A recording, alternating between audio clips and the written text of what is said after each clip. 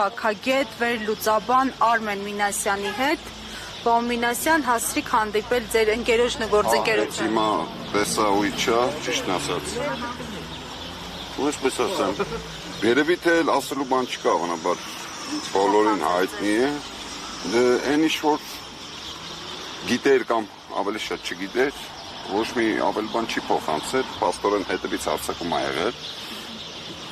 Ես չգիտեմ, մասնագետները գնահատական կտան հետևանքների վերաբերել, ամեն դեպքում ասացին, որ քթի կոտրվածք ունի, գանգուղեղի չհասկացա ինչ եւ ինչ-որ սալջարդեր։ Մի խոսքով բավականին լուրջ վնասվածքներ կա։ Դե վարկած, այսպես ասեմ, ինքը շոկային վիճակում է, վարկածին չեն կանրադարձի, պես որ մեկի մոտ կասկած չկա, որ իր հանրային ակտիվության հետ կապ ունի, մասնավորապես գրառումների Facebook-յան եւ հանրային գործունեության առասարակ հարցազրույցներ եւ այլն։ Բնական է, որ ես ընդհանրապես կարող եմ ասել, որ իմ տպավորությամբ օրը ցերեկով նման հարցակումը սա շատ ցուցադրական է, հա, քանի որ ոչ մի խոսակցություն չի եղել, ինքը ոչ մի բան չի լսել, հետևից հարցակում է եղել ու փախուստ, ակնհայտ է, որ գործում ենք ուղղակի կարճ մեսեջի հետ, որ դադարեցրու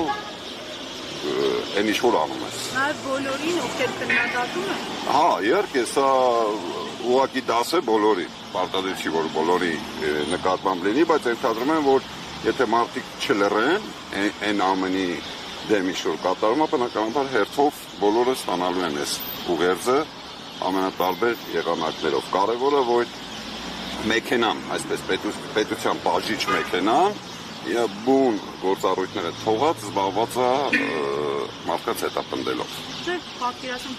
հանգուցալուծումը որն է, որովհետև տեսնում ենք, ասենց ալիքի է վերածվել, բոլորին հասնում է։ Դե հանգուցալուծումը որը պետք է լինի, պատմությունը չգիտի այլ բան, թե ինչպես են դիկտատուրաները գործում եւ ինչպես է դիկտատուրաների ավարտը լինում։ Հիմա մենք ունենք մի իրավիճակ, որ